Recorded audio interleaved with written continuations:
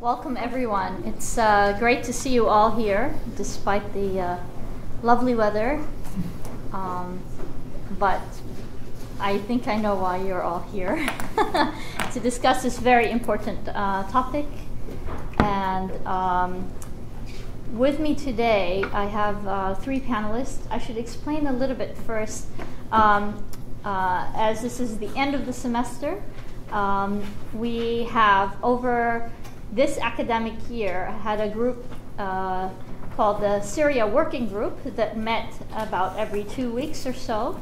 And this Syria Working Group comprised of faculty, students, and fellows who were looking closely at what's happening in Syria. Some of them had lived and worked in Syria or were researching it for their dissertations or upcoming books. And during this past year, discussing Syria over every 2 weeks or so was an opportunity for us to share with one another the research that participants were doing, to discuss latest events. And basically, as we saw the situation deteriorating, I began to see it as the group where we all got depressed together. But most of all, it was extremely valuable to me, and I hope today you'll see a glimpse of that from some of our participants in the group, of some of what I learned and what we each learned from each other. So the participants in our working group came from different disciplines, focused on Syria from different perspectives, which made our discussions also very interesting, and I think today's panel also will reflect that. I will briefly introduce our panelists. First, I will introduce them in the order in which they will be speaking. First, we have Patrick Johnson, who is a Master in Public Policy at the Kennedy School. He graduates in just a few weeks.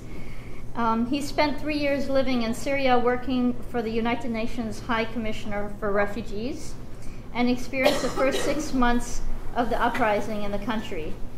During his time at the Kennedy School, he's conducted research into different aspects of the Syrian conflict for the International Crisis Group, from inside Syria and from Lebanon. So during breaks, Patrick would be traveling and coming back to report to us what he'd seen and heard, as well as Turkey and Jordan. He also acted as a consultant for the recent PBS documentary Syria Behind the Lines, which first aired on PBS in early April and is available to watch online at pbs.org. Patrick will be addressing the question of the resiliency of the regime versus the fall of the regime, possible scenarios for that. And then Meera Shah will be speaking next. Meera is a clinical advocacy fellow at the Human Rights Program at the Harvard Law School. Her work examines the intersection of international human rights and humanitarian law, which focuses on displacement, national security policies, and issues of prolonged military occupation. She is a regional focus on the Middle East, where she spent several years working and studying.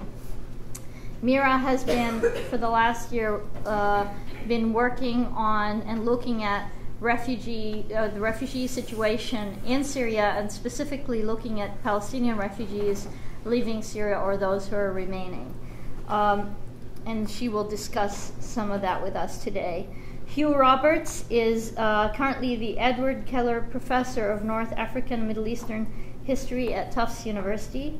His doctoral research and expertise is on Algeria and on North Africa, on political history and the history of Islamism in North Africa.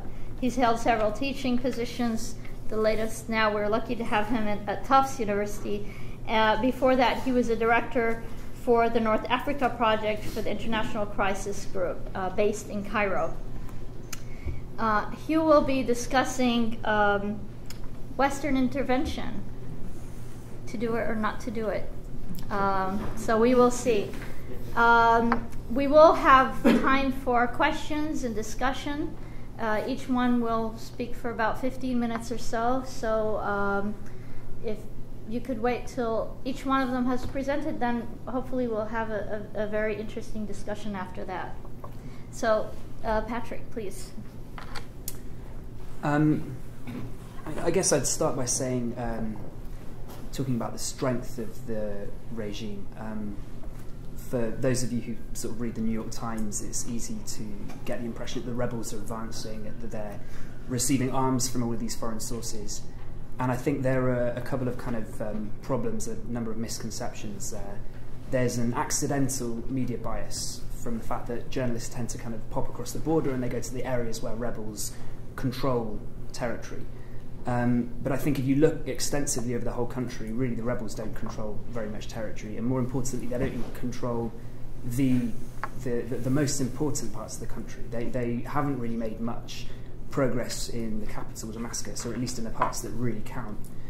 And there are a number of reasons for that. I mean, part of it is just a military thing. There have been weapon shipments from the Gulf, although they've been vastly exaggerated. Could you speak into the microphone? Sorry, yeah. The weapons shipments from the Gulf have been vastly exaggerated. And it's really interesting. I'm not sure exactly why. You know, people have this idea that the rebels are so they receive many weapons, but they're incredibly short on ammunition. You'll find brigades who have more men than they do bullets. It's just impossible for them to defeat the regime in areas where the regime has popular support or where it has a kind of natural military advantage.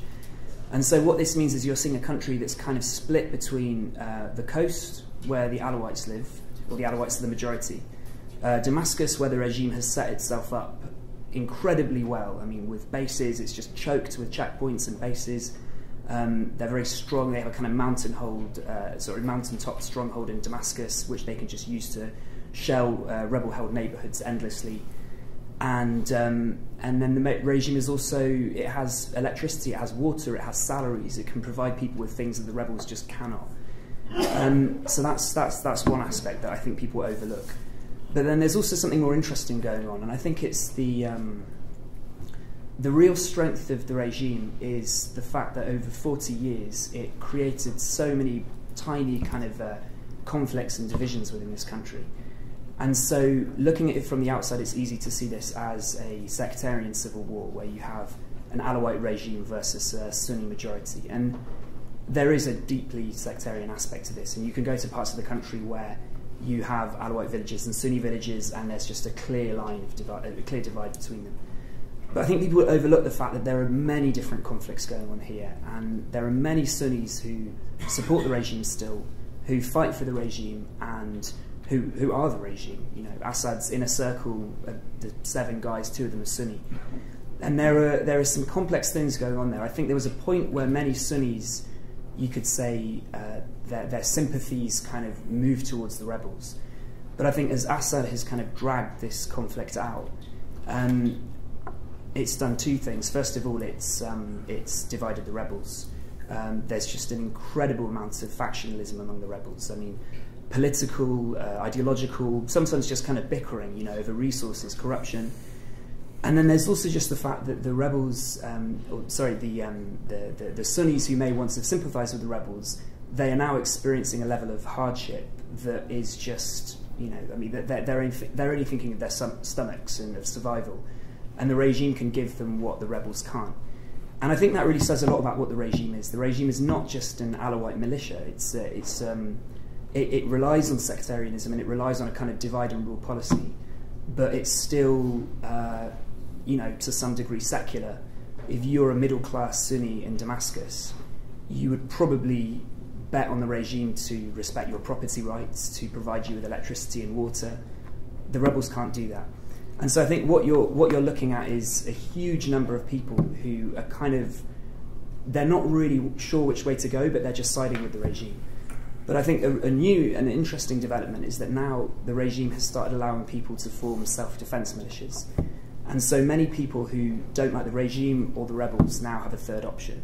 You can create your own self-defense militia, and you can already see this kind of this new, incredibly arcane and complex conflicts evolving, where you're going to have sectarianism will be one issue, but you'll also have so many different divisions: class, tribe, family. And I think if you just leave this conflict to kind of fester, you'll end up with a country that is just divided on every single line possible. And I think it would look more like Somalia than it would Yugoslavia. You know, you won't have very clear-cut lines of control. You'll just have, you know, something resembling anarchy. The question is, will it get that far? And I think the problem is that people really don't understand the level of, or the kind of counterinsurgency that the Assad regime has been using. It's not just a question of, at the beginning they kind of had a sort of security approach, which meant they would just send intelligence agents into the protests and they would just shoot people. Since they've deployed the army, they've ended up in this kind of endless cycle of just shelling, bombardment, airstrikes. I mean, it's just become kind of second instinct. They don't know what else to do. And it's this kind of process of escalation where, you know, after bombardment, after artillery, you had airstrikes. After airstrikes, they ended up bulldozing many areas. So you have entire cities where, Homs is a good example. I mean, Homs was in full insurrection a year ago. Now I think people say 30% of the entire city has been bulldozed down. So, you know, 30% of the city doesn't exist anymore. Now, I think when you think about what that has created in terms of refugee populations, I mean, it's just, you know, unimaginable. I mean, it's 1948 all over again, arguably. The number of people who are having to leave the country and have nowhere to go back to is just, I mean, it's a ticking time bomb. In Lebanon and Iraq, you never saw that level of destruction. And so one wonders how feasible this strategy of containment is going to be I would say in the very short term. I mean, Jordan is really, you know, suffering from the consequences of refugees. The same with Lebanon, this thing spilling over into Iraq. And so I think the question is, what can the US or anybody else do about this? Well, currently I think the idea is to arm the rebels. And, I mean, it's not that I think arming the rebels is necessarily you know, a bad policy, but I think the way that the US is probably going to do it is going to be either this sort of piecemeal effort just to hand some rebels some guns, which really won't make very much difference. But if they want to provide the rebels with the kind of guns that would allow them to sort of, you know, shoot the planes out of the sky and just stop this destruction and kind of give some sort of equalise the military balance, then I think it's a very, very dangerous strategy. And there are a number of reasons for that. First, although I think this is an incredibly complex conflict that can't, you know, just be boiled down to sectarian divisions, I think if the rebels suddenly became the stronger side, then all these people who could side with the rebels, I mean, all the Sunnis, they may do that, and suddenly it would strip the regime down to this Alawite core, who really have absolutely no reason to trust the opposition, because the political opposition abroad have hardly given them anything. I mean, there's one Alawite representative who's ambassador to France for the rebels. I mean, it's just such a minor position. And then in terms of the people who are actually fighting on the ground, those rebels, I mean, some of them there are different degrees of sectarianism. I think some of them are confused. They want to live in a kind of inclusive democracy, but when you actually look at what they say on their YouTube videos, I mean, if you were an Alawite, you wouldn't, I mean, you would be expecting to be victims of genocide very, very soon. So I think if there was any kind of proper military escalation in Syria, the problem is that you have these Alawite kind of elite units, which are really, you know, protecting Damascus from the rebels, and they have their fingers on the triggers of all kinds of things: Scud missiles, chemical weapons. One wonders what they would do if they felt like they were just going to be victims of a genocide in the next, you know, few weeks. So I think that's the very kind of short-term problem. And then I think the long-term problem is that Syria is not Yugoslavia. I mean, none of these groups have any kind of ambitions to live in their own area of the country. None of them are looking for self-determination. Alawites do not want to live in a separate part of Syria. And I think it's also important to see that the part of Syria that they originally migrated away from, which is the coast, they're a slight majority there. But the coast, I mean, they migrated away from it for a good reason, because it has no resources, it has no infrastructure, it has no jobs without the interior. And so I think if you had some kind of military escalation that kind of broke this fragile, multi-sectarian consensus around the regime, and it really did become a clear-cut kind of Alawites versus the rest, you may see them moving from Damascus back to their coastal area. But they're not just going to stay there. I mean, it would be like Sunni Arabs in Iraq. They would be fighting for jobs, for political representation. I mean, Alawites, they don't really have any experience in working in anything besides the military or the public sector. And so I think what you're looking at is a country that would just have this kind of long Alawite insurgency. And you'd also have many other people fighting, probably an Islamist secular thing. And I think this is, I mean, people always want to compare Iraq and Syria, and I think the analogy is kind of limited because, I mean, they're very different countries. One was obviously subject to an invasion. But I think the real lesson that you can take away from Iraq is that this war is not going to end by splitting the country apart. And the war is not going to end by having one side being completely defeated by the other, because you can't defeat them. I mean, you just have an insurgency. So I think that any sensible US policy should be geared towards some kind of political settlement. Now, I mean, that seems completely outlandish right now. But I think that arming the rebels just aimlessly and just expecting this thing to sort itself out is much more outlandish, and I think is frankly, mad. So, I mean, that's what I'm going to say for now. But Meera, would you like to? Sure.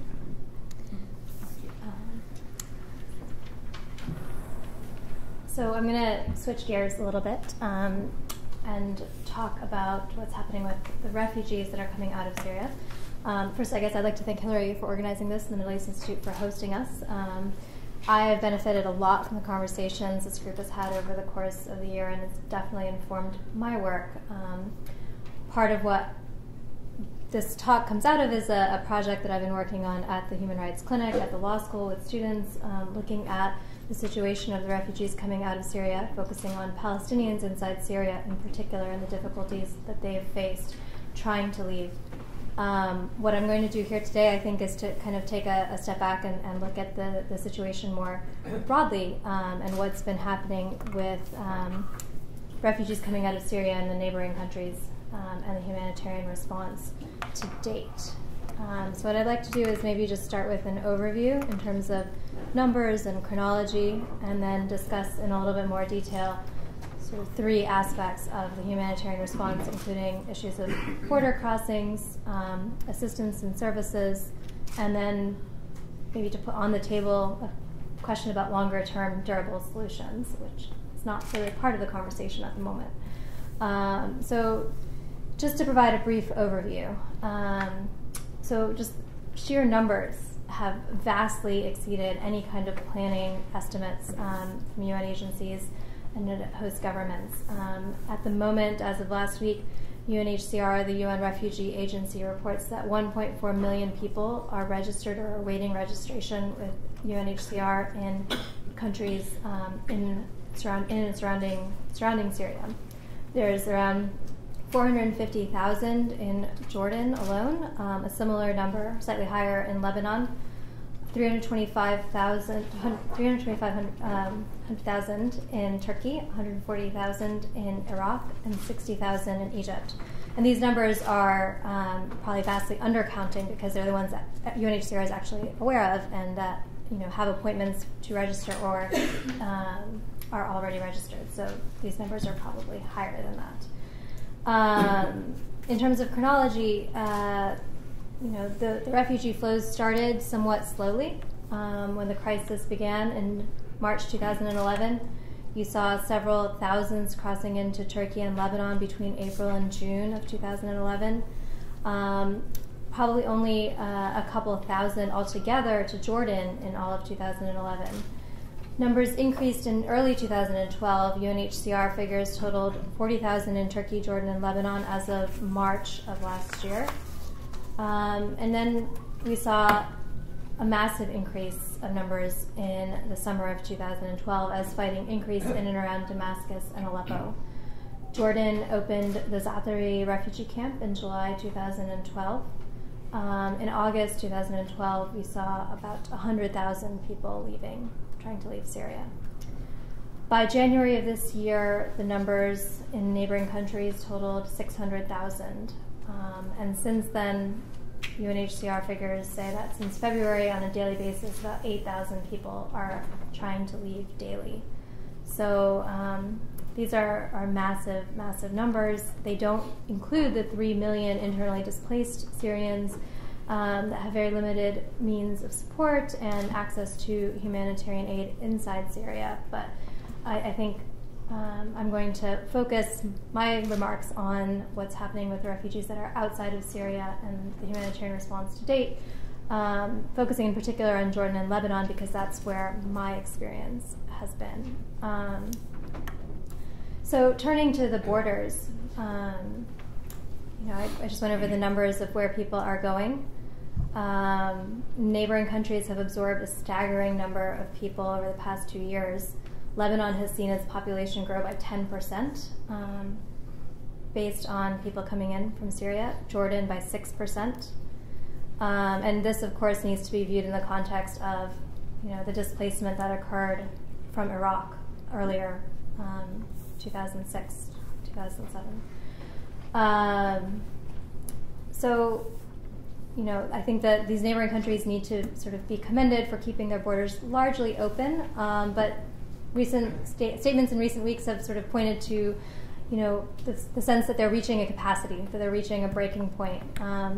I think, that's something that needs to be considered in terms of the international community. What we can do is how to support these countries, how to support the efforts, the infrastructure that's coming under a great strain from these just huge numbers. But in addition to the capacity question, I think it's also important to look at to push at how open have these borders been, who is being allowed to cross, and who is being sort of cast aside and being left in Syria. Prior to the conflict in Syria, the country had been host to a large number of refugee populations itself, Palestinians, Iraqis. Now these populations are also in the process of trying to seek refuge, same as Syrians, and they've been facing difficulties as they try to leave. So, I'll go through sort of country by country and just provide a little bit of detail based on some of the research we've done. In Jordan, the border has been largely open to Syrians. The Jordanian government has accepted a huge number, close to 450,000 now. They've facilitated transport, processing, registration, but they have not kept an open border policy to all groups. Specific groups in particular have not been allowed in, including Palestinians from Syria, Iraqis, unaccompanied males, and those without documents. This is particularly problematic and troubling given the risks that people face if returned to Syria.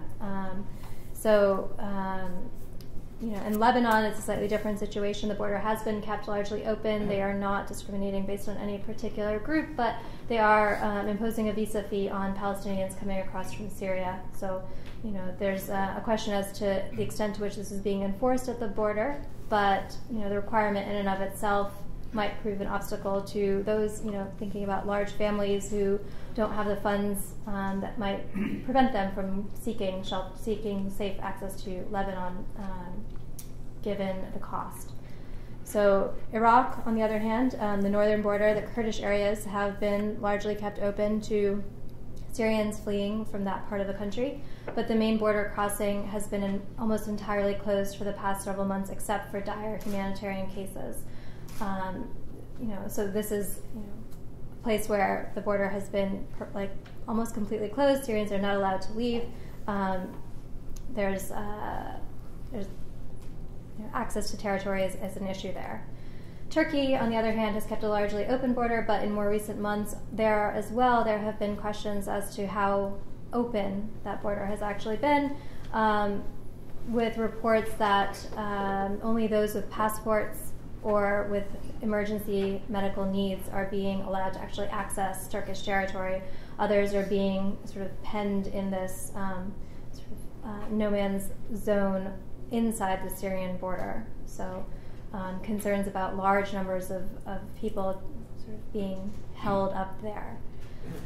Egypt doesn't have a land border, but it is receiving refugees. There's about 60,000 there now, mostly coming in through the airport. Israel does have a land border, but to date, it should be noted that the border has been closed to refugees from Syria. So, the need for open borders here is key. It's the first step in ensuring protection. We need to, I guess, think about not only the humanitarian aid aspect of the international response to the crisis, but also how to encourage and help facilitate keeping open borders in these countries. I think it's becoming more and more important as the mass influx threatens the infrastructure in these countries. So, turning now, I guess, to spend just a few minutes talking about assistance and services inside neighboring countries. I think just to give, I guess, a brief overview in some of these places, for example, in Jordan and Turkey, most of the refugees are a significant portion of the refugees are being housed inside camps. Conditions in camps vary significantly. Reports that in Turkey, at least, access to medical services has been pretty good, whereas situation in Jordan has been widely reported in the media as being terrible, especially the conditions in the winter months. Refugee camps being threatened by cold temperatures, flooding, that kind of thing. So, and we've seen a number of riots in Zaatari itself where refugees were, even last week, protesting conditions, and also, restrictions on freedom of movement, which is a big issue in Jordan in particular, where Zaatari is a relatively closed camp. It's difficult for refugees to gain permission to leave the camp. The small number of Palestinians that have been allowed into Jordan, a large number of them are being held in a facility called Cyber City, where there is virtually no possibility to leave the camp. It's sort of detention-like conditions is how Palestinians are being held there. I guess on the subject of camps, the issue of shelter is obviously an important one. I think the UN agencies have been struggling to figure out how to meet the needs, shelter needs of this huge number of refugees coming across, and each host country has handled it slightly differently, with Jordan and Turkey trying to focus on camps as a solution with containers and tents. Lebanon has made it clear that they have no interest in opening any new camps, but at the same time, shelter remains an issue. And between the high cost of living in Beirut, where refugees are often forced to pay their own rents, this has been a problem. And in Beirut, we heard a lot of stories of refugees just finding the cost of living in Beirut to be unaffordable, and the cash assistance from the international community and donor agencies to be insufficient to meet their needs in terms of the cost of living in Lebanon, which is a concern. And I guess the last thing I'd want to point to on this topic, though there's a lot I think that I could say about assistance and services in these countries, is just about the risk of return to Syria. So there have been troubling stories coming out of Jordan and now more recently in Turkey that some individuals have been returned to Syria forcibly. And there are reports of Palestinians in particular being sent back from Jordan. There was a couple of cases documented by Human Rights Watch in the past, in March, and then before that in September, or rather July of last year. And then more recently in Turkey, people who were said to be disrupting conditions in the camps or causing trouble were reported by Amnesty International to have been sent back to Syria. This is very troubling, given current conditions in Syria. No one should be being sent back, and if there are causes for concern, I think, according to international law and obligations, the domestic criminal law is the appropriate way to handle those situations, and not sending people back to Syria where they face these risks at the current time. On the issue of assistance and services, just a word about funding, because this is a key concern. The UN has been trying to meet its funding needs. Right now, the most recent appeal is only 55% funded. And there's been concerns that even the most basic services might be cut by June, as early as June. The funding is going to run out for programs like UNICEF, which is providing basic services for children in a lot of these countries. So, obviously here, another place for international community to provide some assistance. There's a lot of the commitments that were made at the donor conference have not actually come through yet. So this is a place for additional movement. And I guess I just want to spend maybe a couple minutes talking about longer-term solutions now. I think the most immediate concerns are obviously open borders, having a place for Syrian people from Syria to leave to, funding humanitarian needs, basic needs, shelter, food, that kind of thing. But I think as part of that conversation, especially now as we're entering into the third year of conflict, there needs to be a conversation about longer-term solutions. And here I think the international community and donor states in particular have a role to play to help, alleviate the burden on neighboring states and to sort of provide a plan, to help develop a plan for, what happens. I think most refugees that we spoke with said that their preference was to return to Syria. And I think that, a conversation needs to take that into account in addition to, what other options might be available and how best to, provide a durable solution to the now close to 1.5 million refugees that have left Syria. The prediction, in the coming months is that these numbers will continue to grow dramatically. So I think in terms of thinking about political solutions, I think the question of what happens to refugees, how do we address the needs of internally displaced people, needs to be on the table, both in terms of funding issues for humanitarian purposes, but also for the longer-term durable solutions question. So, that was a lot of information. Perhaps some of it is known, some of it less known, but I'd be happy to answer questions later on. Thank you. Thank you, Meera. We'll move on now to Hugh. Okay, thank you very much. Thanks to Hillary Rancisi and the Middle East Initiative for organizing this event and inviting me to speak. As Hillary made clear, I'm a bit of an interloper where Syria is concerned. North Africa is my own field of study, but I've been glad to be part of the Syria group that Hillary's organized, simply in order to listen to Patrick and Meera and other members of the group and try to understand what the devil has been going on in Syria.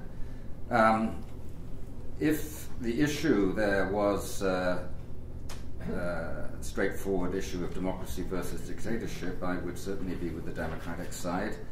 And if that was the rebels, I'd be with the rebels. But it seems to me impossible to see the situation in that clear-cut black and white way.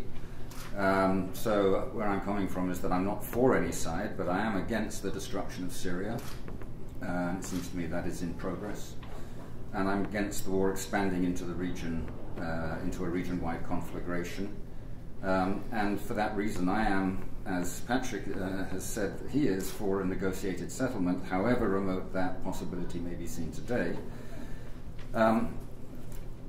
You may be aware that someone who's been trying to bring about movement towards a negotiated settlement is the Algerian diplomat Lakhdar Brahimi, who was given the arguably poisoned chalice of taking over where Kofi Annan found he had to give up in trying to broker talks between the two sides.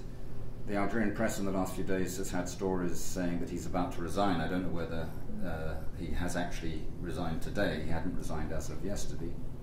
But it's definitely in the cards. And they're also running stories that he has felt particularly thwarted by other Arab states, Qatar and Saudi Arabia in particular.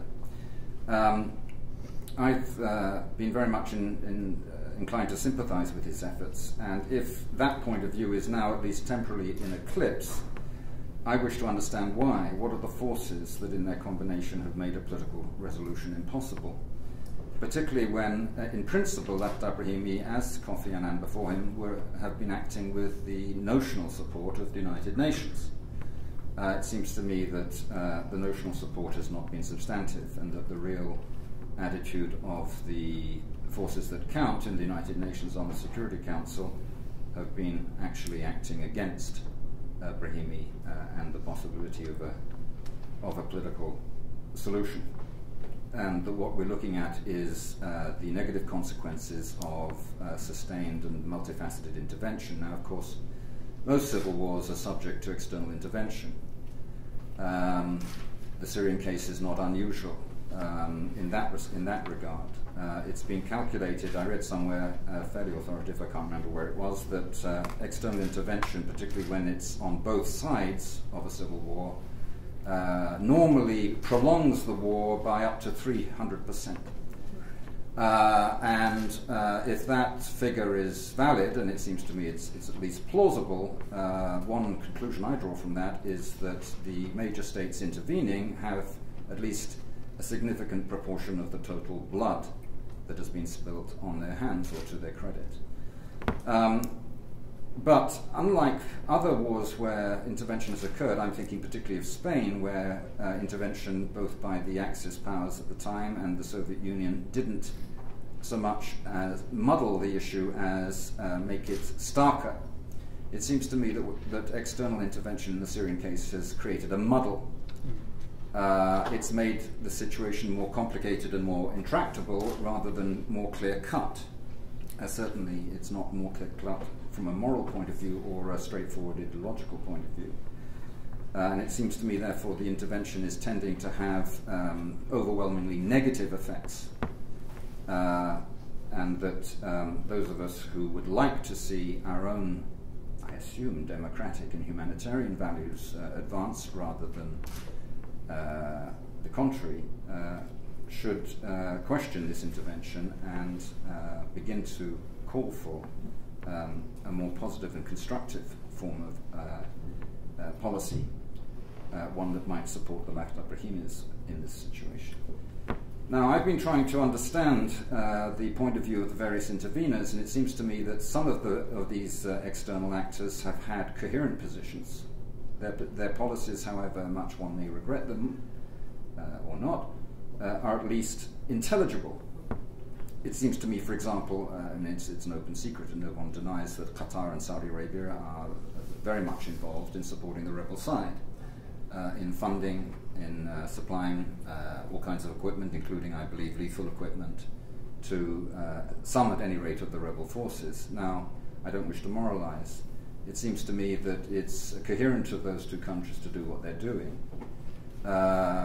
They're monarchies. They've never liked the Ba'athist tradition. No reason why they should.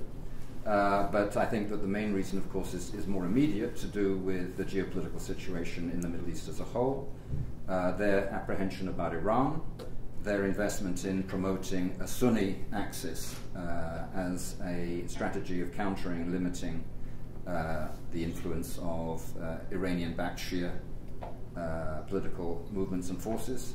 One can understand their policy. They want a Sunni Syria. They don't care whether it's democratic. In fact, they probably do not want a democratic Sunni Syria, but they want to greatly weaken the axis supporting Iran, and of course Syria is a key player in that alliance. So I find their position intelligible. I don't like the consequences, but I find it intelligible. It seems to me Israel, which of course has begun to flex its interventionist muscles here, I find that intervention a little bit ambiguous. I can entirely understand their wishing to have a go at Hezbollah, and as Syria as a supporter of Hezbollah, that is intelligible too. On the other hand, it seems to me that Israel's national security interests must make it give it pause for thought. After all, Syria, even if a long-term adversary, has actually not been, in practical terms, a serious national security threat for quite a long time. The Golan has been quiet. Syria has not been promoting terrorist attacks against Israel. It's been, if you like, from Israel's point of view, I'd have thought a rather reliable adversary, not a source of major threats. Is Israel going to benefit from the collapse of Syria into anarchy? Arguably not. So I assume Israel is a bit conflicted about its policies. And of course, its latest intervention is not something that unambiguously helps the rebel side. I'd have thought it's something that might actually trigger traditional patriotic reflexes and give, in fact, at least ideological cards to the Assad regime to play. Looking at the Western powers, clearly the UK and France are on the same page in principle, although it seems to me France is more preoccupied by North Africa and the Sahel.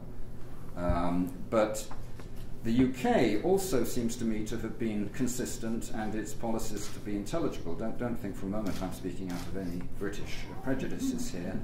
I don't actually sympathise with the British government policy, but I do think it's relatively consistent and relatively intelligible.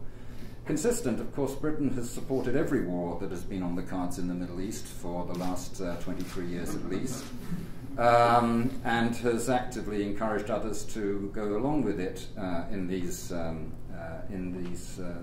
wars of choice. There's no question of war being a last resort in British policy in this region. It's the first option. It seems to me that there is several elements of coherence underpinning this position. One, a long-standing hostility to all the Republican states in the Arab world. A very, very clear preference for the monarchies. Secondly, of course, British policy, as if one cares to listen to the rhetoric of Mr. Cameron, but Mr. Blair before him, is clearly committed to a long-term, ambitious global agenda of globalization. It's clearly hostile to the idea of national sovereignty. If Mr. Blair is anything to go by, it is committed to a post-Westphalian vision of the world. And all of those things make it hostile to regimes that seek to remain independent in any way and to preserve national sovereignty, such as the Syrian regime. As the Libyan regime before it. So it seems to me the British policy isn't a mystery. Whether you like it or not is up to you, but it isn't a mystery. What I find puzzling is the United States position. I think that is an important factor in the muddle. As you may be aware, a major element of the rebellion is Jabhat al-Nusra, which is reliably reported to be affiliated to Al-Qaeda and is in receipt of material support from Saudi Arabia and Qatar, or at least Saudi Arabia, however this is channeled. Now this is a group that has been placed by the US government on the terrorist list. And yet US policy seems to be in an unavowed objective alliance with this group. The point is that US policy is still, as far as I'm aware, committed to the idea that what needs to happen as a precondition of any resolution is the overthrow of the Assad regime. And that, of course, is the British position. The regime change in the sense of ejection of the present leadership is regarded as the absolutely non-negotiable political objective. Whether or not that leads to democracy is another matter. But regime change in terms of the violent overthrow of the dictatorship is non-negotiable. And as far as I'm aware, that's Washington's position too. Now, it's quite clear that that can't happen except through the military triumph of the rebellion. And if the reports that Jabhat al-Nusra is in fact the most effective fighting force in the rebellion are true, then it follows that the realization of America's policy objectives requires the success of an Al-Qaeda affiliate.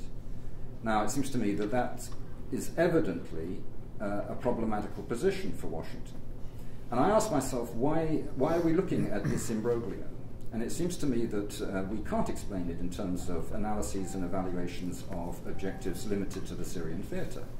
It seems to me, I put it to you, the only sense I can make of this is that what we're seeing is Syria being destroyed as a cockpit of forces where what is at stake is in fact region-wide. We're looking at a situation where geopolitics, geopolitical considerations and calculations are trumping all others. Western policy has nothing to do with humanitarian concerns and nothing to do with promoting democracy. It has everything to do with a much broader geopolitical agenda. That's the sense I make of it. That agenda, I would suggest, is to do primarily with Iran, Syria being an important ally of Tehran, Syria under the present regime. And behind Iran, I think it's also to do with Russia. It seems to me that that dimension of the situation is not particularly in focus over here, but it seems to me that it is, relatively speaking, in focus in the United Kingdom. I'm very, very struck by the extent to which the British official discourse of the government, and as reflected in the British media, is a virulently anti-Russian discourse. And I've been wondering why that should be the case, given that Russia is no longer communist or totalitarian or a serious threat to Western Europe and so forth. It seems to me that it's the case because of the British concern that there should be no reversion to a multipolar world. British discourse has been very clear since 2001 that it's determined that there should be a unipolar world order with the US as the hegemon. That's what suits the British. Now, why this relates to the Syrian situation, as you may be aware, it is Russia that opposed its veto in the Security Council to any UN-mandated and authorized military intervention. This is something that seems to have been largely forgotten, but I think it's a very, very important fact about this situation. Russia finally found the will to deploy a veto that it hadn't dared to deploy at any point since the 1980s. And this is a very crucial fact about it. It seems to me that in this context, what we're seeing is the US going along with a British and to some extent French anathema against Russia's pretensions to having a say in the Middle East. Now, you may all buy into that, but what I wish to suggest to you is that if that position remains the US position, and I'm not really clear why it should be, I can understand why it's the UK position. A unipolar world is a world in which the special relationship that the UK seeks to have with the USA matters a great deal. A multipolar world, the special relationship becomes much less important to Washington. I think that that's at stake for the British. It seems to me that if Washington was thinking clearly about this, given that the US military have made it clear, if the Chairman of the Joint Chiefs of Staff is anyone to go by, that it does not want to go to war with Iran. It does not want to resolve the problem with Iran by warfare. That means it has to resolve it somehow through negotiation, unless it's going to rely on the blunt weapon of endless sanctions, starving Iran into submission, which probably won't work. If one recognizes that the Saudi and Qatari position is rooted in their concerns about Iran and Shiism, and one recognizes that a negotiated resolution of the problem of Iran and the threat of Iran becoming a nuclear power is the only alternative to warfare if that's ruled out by the American military themselves, then it seems to me absolutely obvious that the US needs to talk to the Russians about this. Because the Russians are the only power that can actually both persuade Tehran to commit themselves to abandoning a nuclear program and act as an independent guarantor of that. The alternative, it seems to me, is what we're witnessing. The ever-increasing deepening of sectarian warfare across the Middle East, of the Sunni-Shia divide being politicized and militarized without an end in sight, with countries such as Syria, but also Lebanon potentially being torn apart, and Lebanon, after all, has been torn apart enough times already. It seems to me that US policy at the moment is one of giving the war party, that's to say the Saudis, the Qataris, and the British and the French, some of what they want but not much, which means they always come back for more. It's a policy of reluctantly doing a little rather than working out an alternative. And it seems to me that the logic of the situation is progression down the slippery slope for as long as there isn't new thinking in Washington about this.